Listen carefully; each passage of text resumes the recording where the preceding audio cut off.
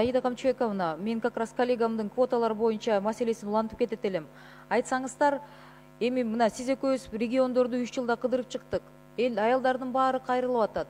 Конкурска госслужбага орношкондо деген 44% айымдар өтөт экен, карьера боюнча өскөндө 10% эле калат экен. Эмнеге каршы болуп атасыңар? Мен ошону түшүнбөйм да. Анан Аида Камчыбековна айтып берсеңиздер, вот вы говорите механизм.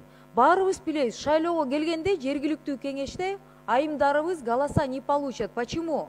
Потому что буга чейин бүт подкуп менен келе жатат. Баарыбыз билебиз. Айымдардын ни финансовых возможностей, вы им ни выбора не оставляете. А теперь еще голостан деген бизден азыраак алсаңар вообще киргизбей эле деп атасыңарбы? Мен коллегам кайрылган жеримде азыр, айтылган жеримде да. Я просто ему оппонирую, да. Что за возмущение?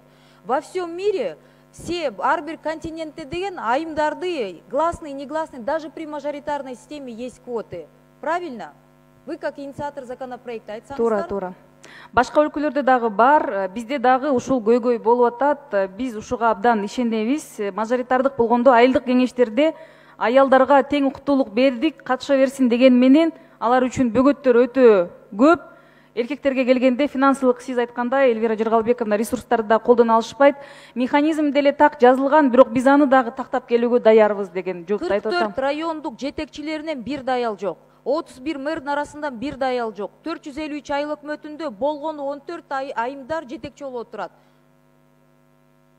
Отунбаева правильно сказала, зайдешь в зал, жалаң каргалар отурасыңар депчи. Эми уялбайсыңарбы? Кредит грант сураганда деген мы соответствуем международным стандартам. А как соблюдать эти международные стандарты? Уважаемое правительство, уважаемые депутаты, мы не хотим.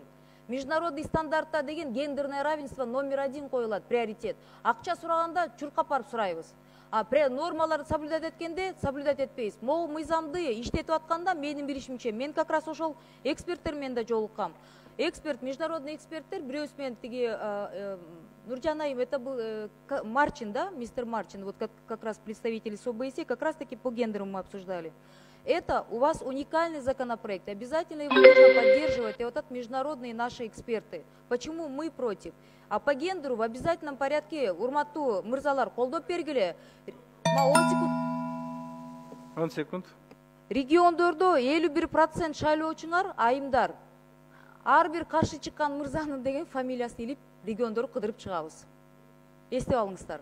Рахмат.